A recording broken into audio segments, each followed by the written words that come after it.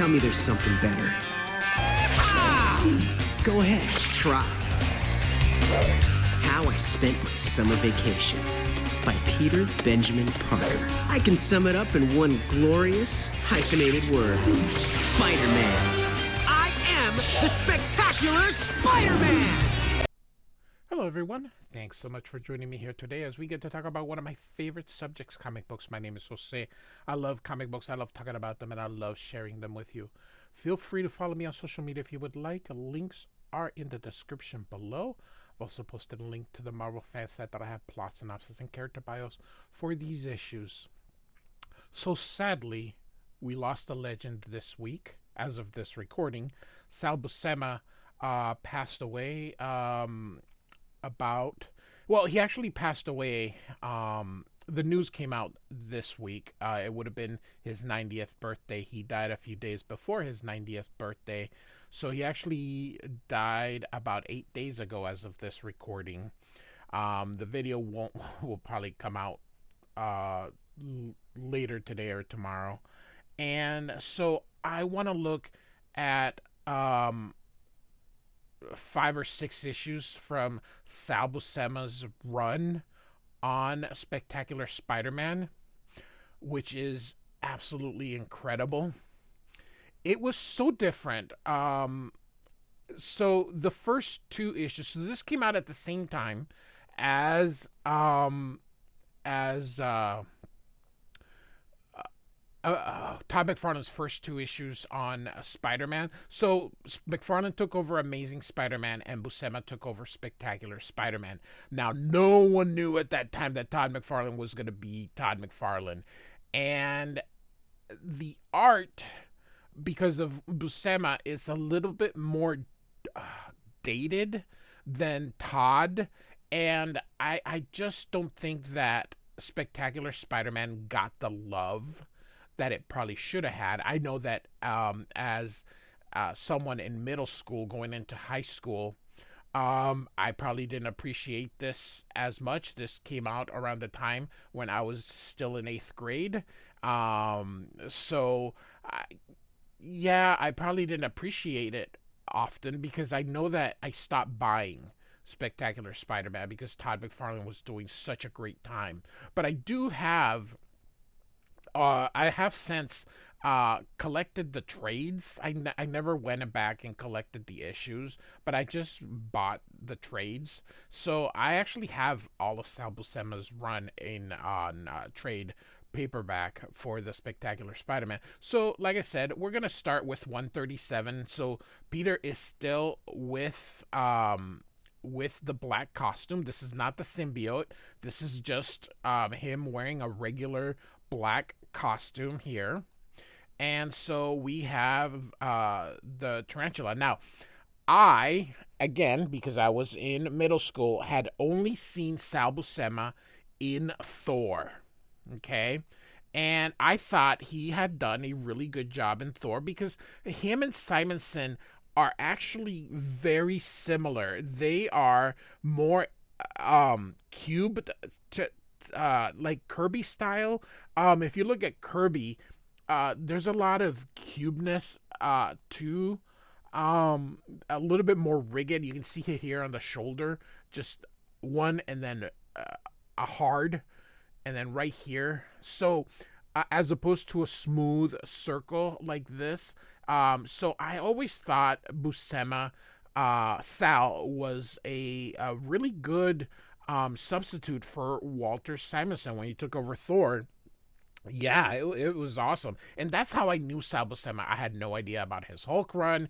And this is even more, he did some early issues of New Mutants. And this is even, his style is still even a little bit more than that. Now, part of it is because he started inking himself. So Sal Buscema, for the most part, was just a penciler. But in Spectacular Spider-Man and Thor, so in Thor, he really started inking himself. And he continued that here in Spectacular Spider-Man, inking himself. So he is the sole artist here. So Here we go. Nowhere to run, nowhere to hide. And Gary Conway is the writer, the main writer for Buscema's early spectacular Spider-Man run here. And so here we see Gary Conway, Sal Buscema, and Jim Salicrup, and Tom DeFalco continue the editorial here. So we are not really going to concern ourselves with too much of the story. I will tell you what's going on, but our main focus here is to look at Buscema's, and I hope I'm saying it. I say Buscema. So I guess it just depends here, but all right. Now, what's going on is Peter is upset here that he's slinging across the city. He's upset with Jonah Jameson for sending him to New Jersey to take pictures of a gangland summit, only for Jameson to squash the story. So he's like, just upset with that here, and so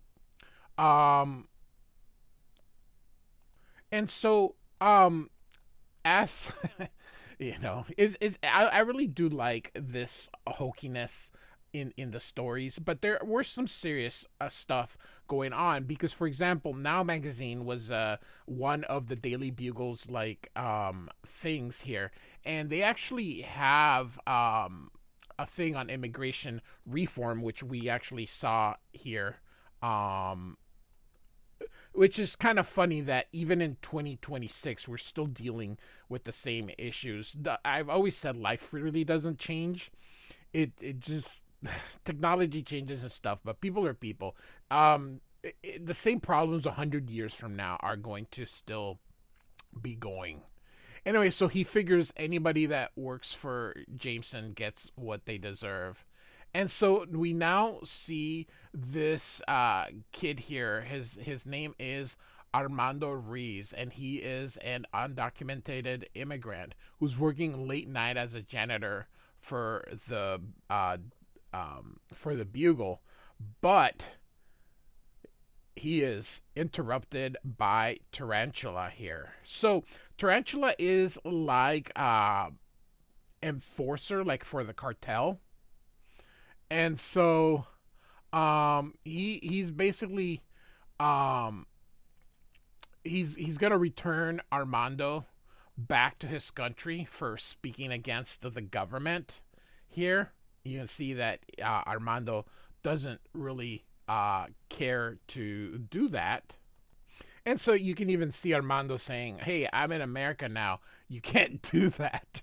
Of course, Tarantula has other things, and so he doesn't really he's not really able to stop him here. And you can see Tarantula stabs him with these this, which of course ends with his death here. Now it's kind of he stabs, what is it, he got him on the side here. No blood gushing because this is still, a family, kid-friendly comic book. But his life is over, and Tarantula spits on him, "Death to all traitors." So, all right. And so it's kind of funny. 3 blocks away, huh? That was a scream, and it came from the Daily Bugle building. If in New York City you can be 3 blocks away and you can hear a scream inside of a building, my God, is Spider-Man Daredevil? Goodness gracious, how can you hear a scream 3 blocks away inside a building? Do you know how many people would be screaming at some point in the 80s New York? I don't know. So he goes through and sees Tarantula getting off. And so he thought he was dead, but of course that is because it's a different tarantula. It's so one tarantula dies, so they just hire another person. Now, the other thing about tarantula is that these things don't just stab you, they also have poison. So, um, probably should have mentioned that. And um, so this tarantula, of course, says that he's a successor. It's that Spider-Man's the one who killed him, and Spider-Man's like, no, he died a monster, but it wasn't his fault. And of course, that was in Spider-Man 236, which I have not covered yet. I am doing I'm doing a Amazing Spider-Man, but I'm still ways away from that. Although I have completed Todd McFarlane's, I have a Spider-Man playlist. Feel free to check that out. So before these two are able to fight, Peter's spider sense starts warning him of these gunmen, and so I really like this pose. Buscema really did a very good job here, and so as he goes through, they're gone, and he's like, "What the heck?" And so he's like, "How could they disappear so quickly?" And so he's like, they have to be like a professional organization. So he leaves, and so he lets them know, that Tarantula works for his good.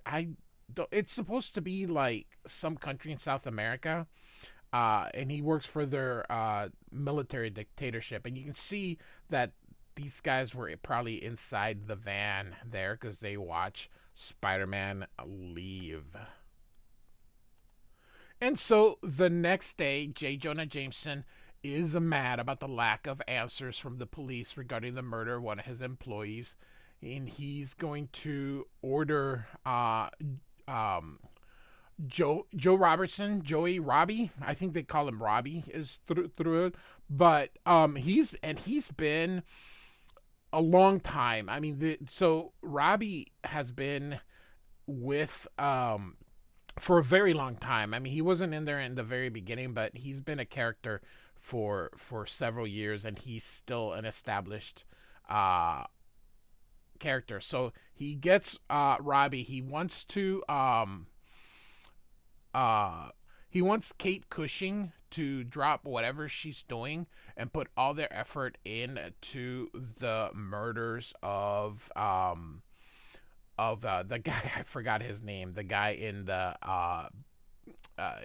tarantula killed. Robbie will do what he says, but he's got other things on his mind. So back in Web of Spider-Man, he saw Tombstone. I think that's Tombstone's first appearance, or a cameo, whatever you want to call it. And that's gonna be in the beginning of this run. That's actually gonna be a big thing here. So he goes to Kate Cushing here, and he tells her to get in touch with Peter, as he's gonna give her a new assignment here. So elsewhere, I like how they say part 2, we've got Mary Jane doing a photo shoot here. It always cracks me up when modern people are like, these comics are so woke, these comics now, and they always want to go back to the yesteryear. And I'm like, they've always been left. Comic books writers and artists, for the most part, like any other artist, they tend to be more left-wing. And again, this is the 1980s, late 80s, and so we are having these, what, quote unquote, left-wing stories. It's just that I don't know. For some reason, people maybe have a more nostalgic view of what the 80s or what the writing was during that time, but again, nothing's changed here. So we during her break from the swimsuit shoot, she's gonna talk to her makeup, or she talks with her makeup artist, and she learns that she's also undocumented, and she was not able to get some of those amnesty laws, and she's gonna be deported to Imigracion. So she's going to be deported, which is kind of what's going on now with ICE and stuff. It's just it's essentially, when I picked I'm doing Sal Buscema's thing, but it's just it's seems it's not a I it's just a coincidence that they're dealing with immigration with all the stuff that's going now. That wasn't the intent of this video, but I find that the coincidence this is just nothing more than a coincidence. I'm not really trying to make a political statement with this. I just wanted to show Sal Buscema's art here. So anyway, Mary Jane feels sorry for Elvira and tells her that her husband Peter works for the Daily Bugle, and she offers whatever assistance they can provide, giving Elvira their phone number. So, oops, sorry here.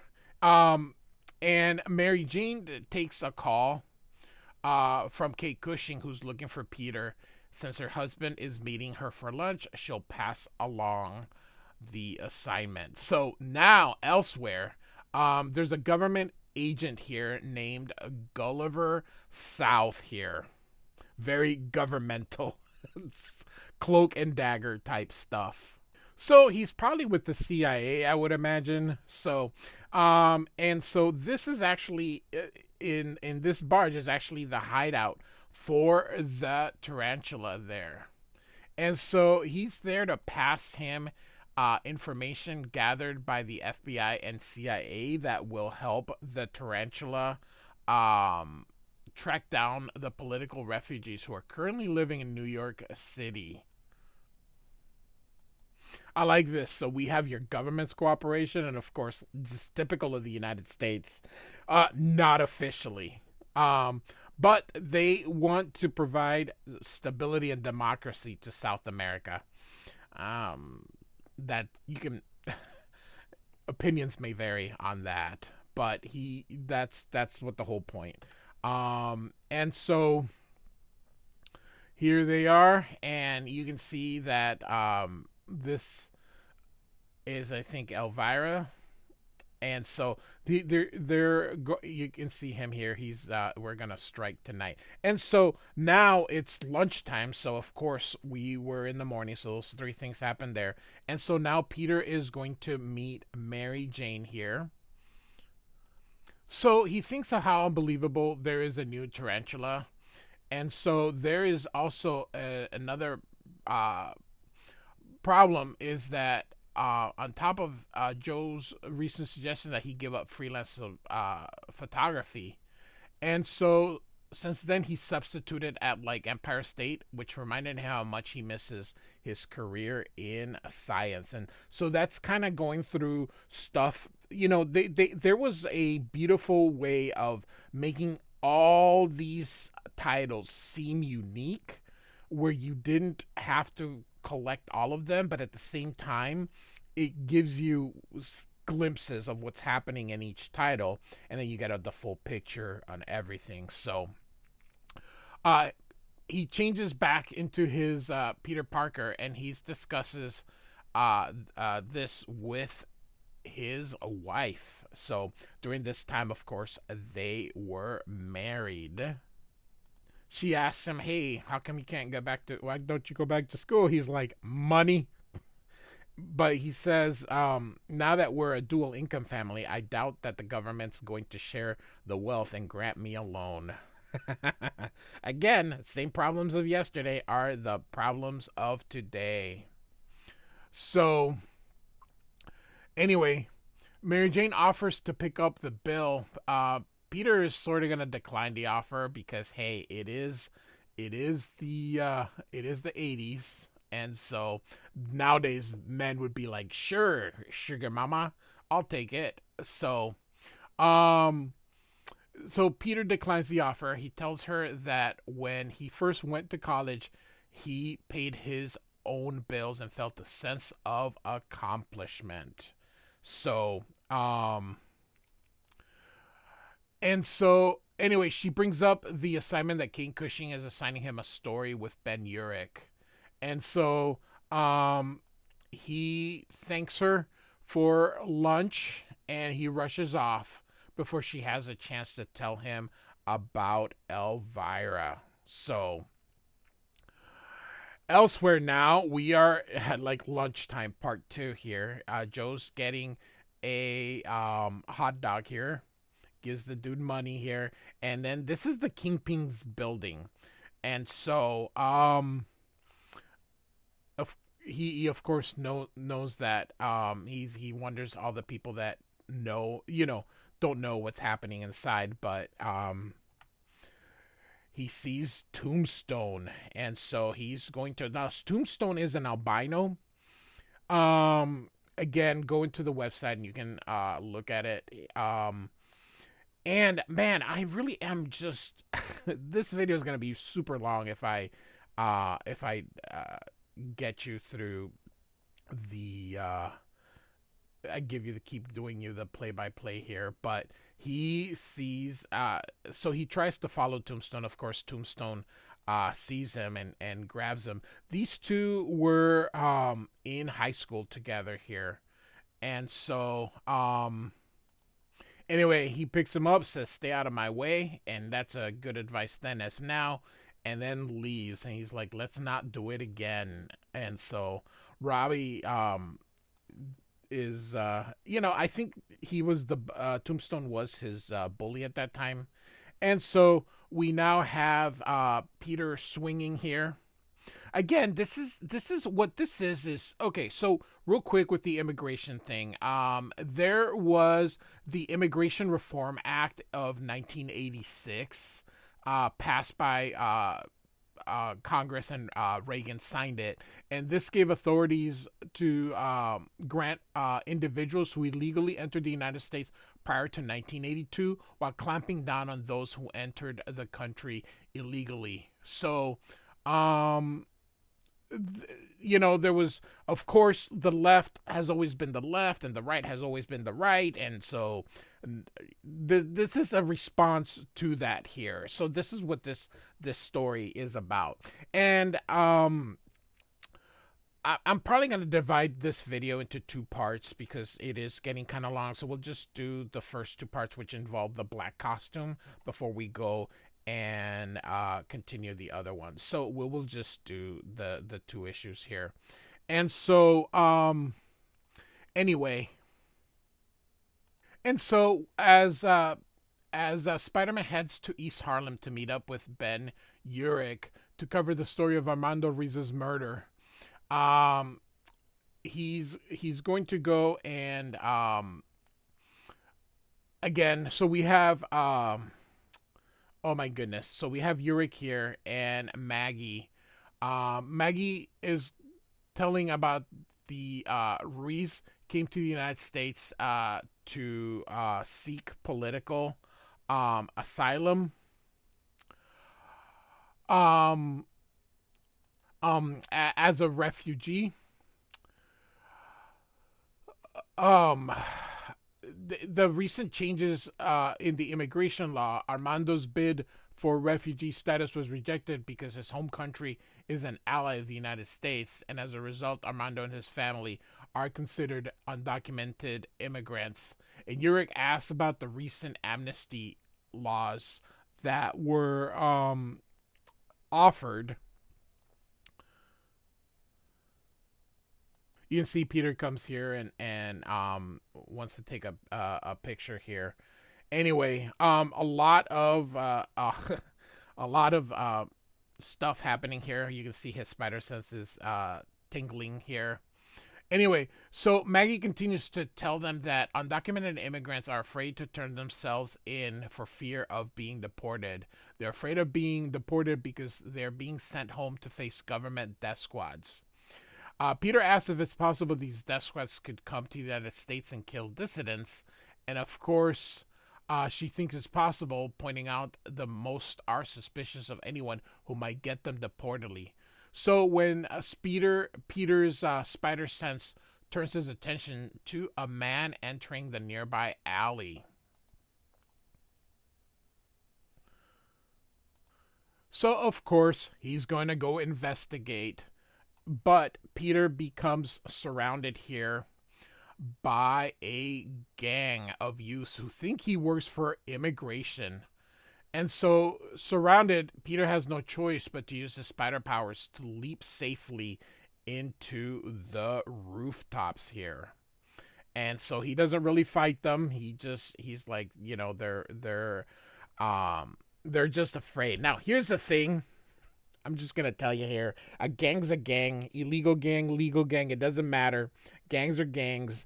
So this whole, oh, they're just afraid that they're again, a gang is a gang. It doesn't matter. It doesn't matter. A gang is a gang. So that they're only doing this because they're terrified. It doesn't fly. But I understand what Gerry Conway was trying to do, but doesn't quite work that way.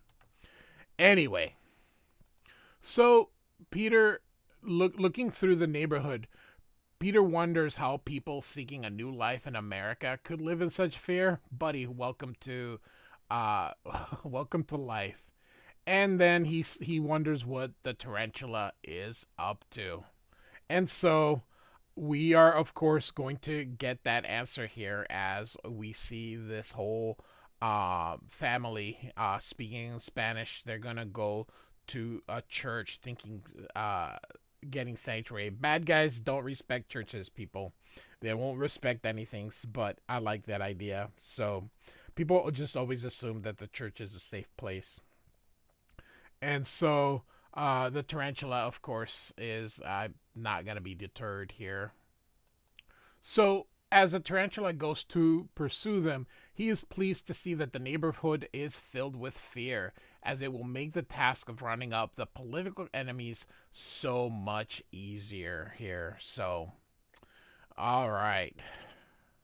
So as Peter gets home, Mary Jane is getting a frantic phone call from Elvira. She and her family, along with other undocumented immigrants, have sought sanctuary at St. Jude's Church. And she's like, someone's trying to kill me. Of course, it's La Tarantula. So Peter gets the information, and he is going to go to St. Jude's. Again, beautiful panel here. And still doing it within the conventional way. Nowadays, especially with Todd, this would probably be a huge panel and everything else would get. But this would be either a splash or a half a thing. But back then, this would just be another panel. And this is a really good, I like this. I like this panel. Anyway, all about telling a story here. And so as they are getting sanctuary in the church, you can see they're trying to open the church, and this guy's like, he is not a man of God. He is going to go through, and here's the shadow, and the tarantula comes through, and then the gang members come through, beginning shooting. Great stuff here. Sal Buscema, his Thor run was really good, but I think this Spectacular Spider-Man run of his is peak. I think Sal's best work is in Spectacular Spider-Man. So, all right, so they're hiding here, which of course it's not gonna work. You're hiding in a pew. They just need to walk through, and so they're almost there. She's looking at his foot, but Spider-Man has arrived. And so they shoot at Spider-Man, and he, of course, is going to avoid it because he is a Spider-Man. Gets these people going through. I'm going much faster here. And so you can see here, you are quick, American. Love this part, going off panel, which you don't see very often, but just this little bit going off panel. But anyway, you're quick, American, but so am I. And so Dr. Mendoza's drugs make me quick, strong, deadly. And so he is taking through. He even bull rushes him, even hitting his own henchmen in the process. The police, of course, show up while this is still going on here. And so the priest here says, the police are here. They'll put an end to this madness. and she's like, "Oh no, not la policía." And he's like, "Padre." Padre means father. Elvira isn't illegal. They will send her to prison. And he's like, "Oh no." He's like, "Spider-Man, the other gunman." And Spider-Man then hits Tarantula. Very nice panel. Again, just in a panel here. Again, today's would be this would be done completely different here. And so he avoids this again, clashes these guys, and he's gonna go after uh after Tarantula, but she screams here and um sees that the undocumenteds are also being arrested here. And she's like, "But this woman has sanctuary." And he's like, "The government, the U.S. government, doesn't recognize this." It is so, especially what's going on now. I just wish people understood that life is the same. It's just now we have social media and more stuff to really but it hasn't changed. And of course Spider-Man's like, "What are you doing?" And he's like, INS, which is now ICE. It's just the INS. It might still have this, but I know ICE is a branch of it. And he's like, "This stinks." And he's like, "If you don't like this, the law's the law. I just enforce it. Just no questions asked. Just following orders." This is, and so it's the law. You don't like it, write your congressman. And so, yep. And so Spider-Man's like, "Great, just great." And so, once again, left wing and woke and whatever, this is the 1980s. These stories were being told. So, people that think nowadays, they're telling, these are the same stories that were being done back then. And Peter gets home, tells Mary Jane the bad news, but Mary Jane is certain that he will think of something and help Elvira and her family. Then at the garbage at Tarantula's headquarters, he's all pissed off about being made to look like a fool, and so the government says you're gonna get some help, and it's Captain America. Real quick, this is not Steve Rogers. This is John Walker. Okay, so not Steve Rogers, John Walker, who was Captain America during a time. I am covering that run as we speak.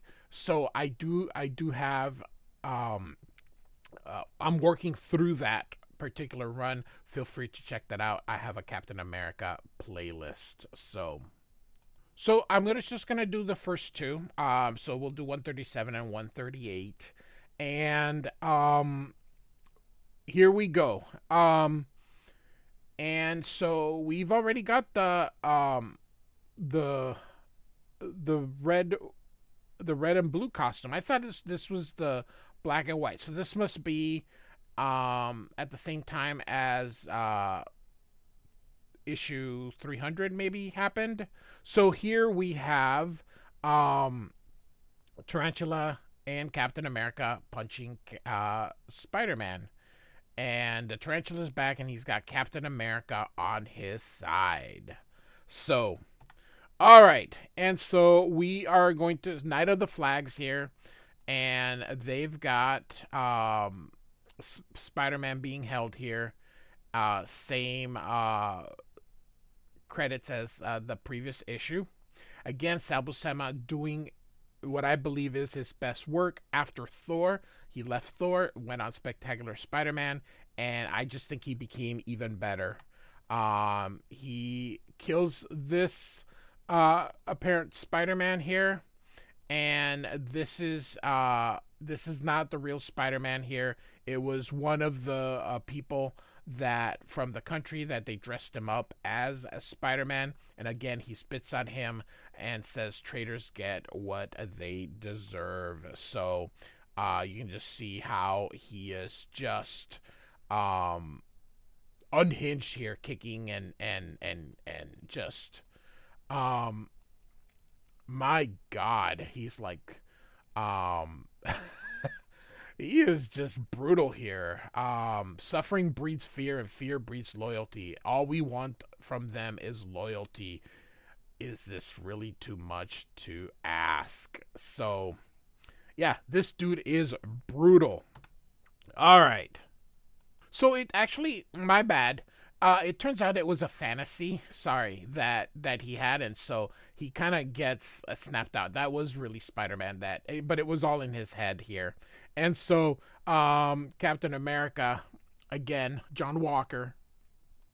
He's like, if we're gonna find Spider-Man, we better start tracking him now. The State Department claims it's important that we nail the wall crawler tonight. So, uh, you see these two kind of shaking hands, and he's like, he says, "Good luck. Remember, when it comes to the battle against international communism, your fight is our fight." Oh my God. Isn't that right, Captain America? And he's like, "That's why I'm here, Mr. South. That and the order from the Commission of Superhuman Activities." And he's like, "That's Colonel." And he's like, "That's quite a grip you've got there." And he says, "I know." So, that is very Steve Rogers things to do, but it again, John Walker, but a different writer probably trying to write him as they would like Steve. So as they exit the hideout, Cap asks him why he chooses a garbage scow for his hideout. The tarantula explains that he views the people who have fled this country as nothing more than garbage, and reminds oh sorry and the scow reminds him of his noble mission. So we're gonna get a lot of exposition here. And so we're basically gonna get a recap of the last issue. So we are going to go through this really quick. Spider-Man or Captain America wonders why Captain America, or sorry, my bad. Why Spider-Man would help a known terrorist, because that's sort of how they're being referred. But of course, that is not the truth.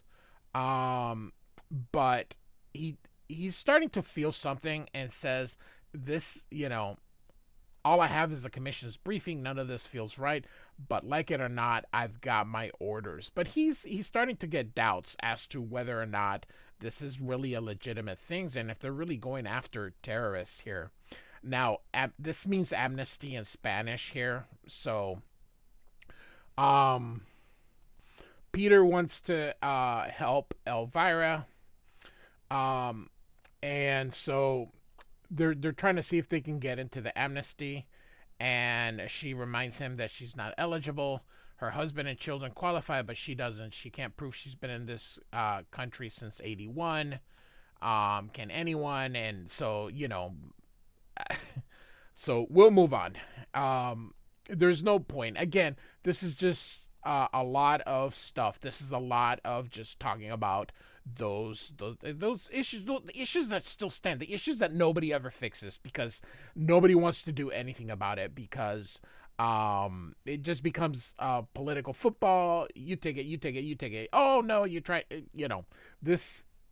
It's just the way it is. I don't know how to make it clear that it's just the way it is, and it really hasn't changed. It's 1988 here. It's 2026 now, and we got the same shit happening because nobody does anything. So, all right. So we're at the Daily Bugle. We are back with Robbie here. He's being told he should go home because it's late.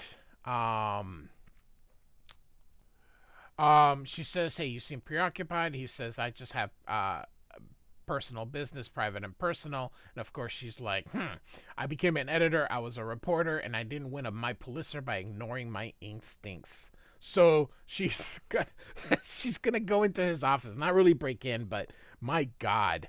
And so she of course is looking at these headlines of Tombstone. And so she wonders why Robbie is interested in him. And so And so we are now in Wall Street. We've got a security officer reading a book by and it says here, man, this Claremont guy can write, but he's no Stephen King. But that's actually quite funny here. And so he hears this click click, and of course it is the tarantula who kicks him. And he's like, "How'd you get here?" And he's like, buildings are easy to enter, mi amigo, even after hours." No, not really, and not that one. And so, um, he's like, "The drug on my toe spike should have rendered you unconscious instantly." And he's like, "You need a second dose." And Captain America says no. He's just doing his job. One dose is enough. And of course, Tarantula was like, "I was only trying to protect you. If he saw you, identify you." And he's like, "He didn't," and he's out now. And so they're out to look. Is that a jail? I thought that was Wall Street. That was maybe they're at the federal building. I haven't been to New York in forever, so yeah, this is the prison. And so he's going through, and it's a prison where apparently the only people in the entire prison are undocumented immigrants here. So it's interesting. So again, Captain America's like, "I believe in the fight against communism. I believe in helping our democratic allies in Latin America, but something about all this feels wrong." So he is getting his doubts, and of course, she is here.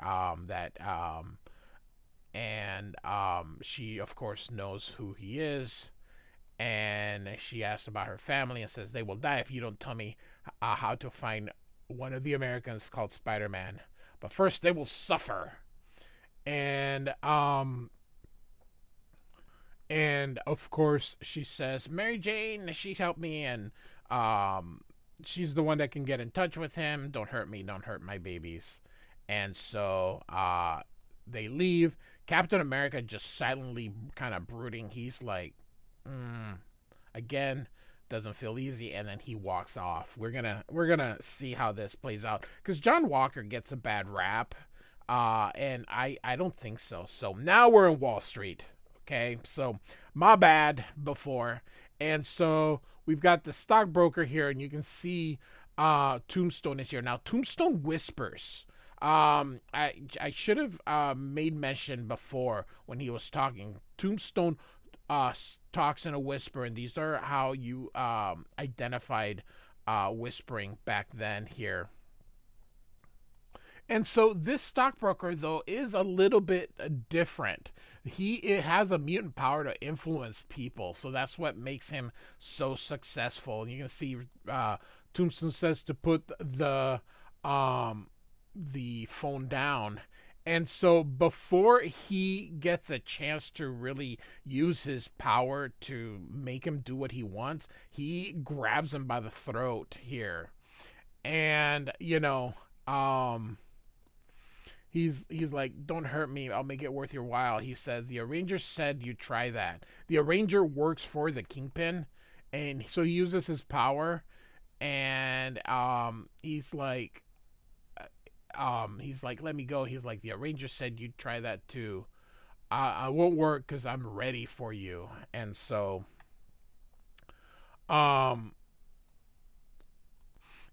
he wants to the arranger wants to meet with him, because someone who's able to influence others to do what they say is probably very important. The arranger works for the Kingpin. So,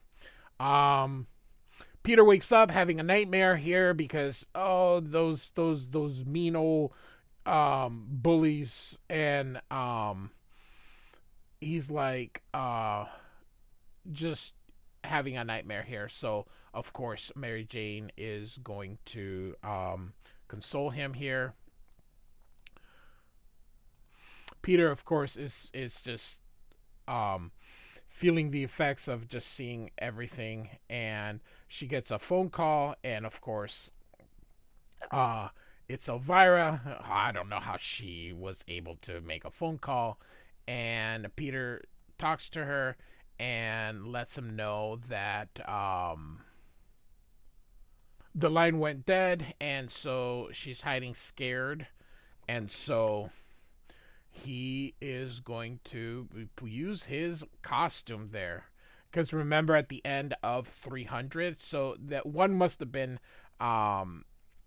Anyway, so he is back to his old costume, which looks beautiful. I would have liked to have seen one more with the black costume, but it is really nice to see classic Spider-Man here. So, all right.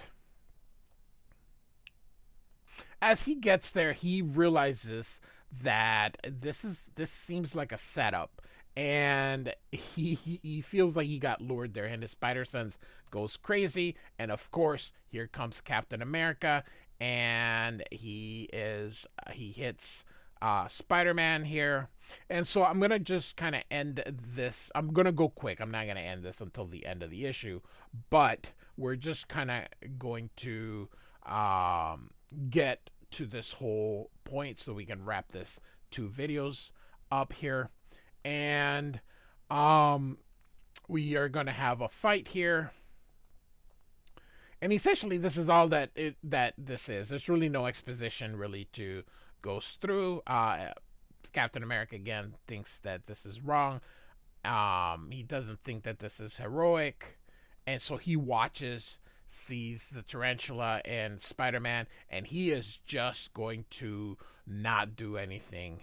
He's like, who am I trying to help here? So even then he's sort of like got this confliction here. You can see that Spider-Man was hit. Okay, so he's using the costume from Spider-Man versus the Wolverine, which I have covered. Feel free to check that out.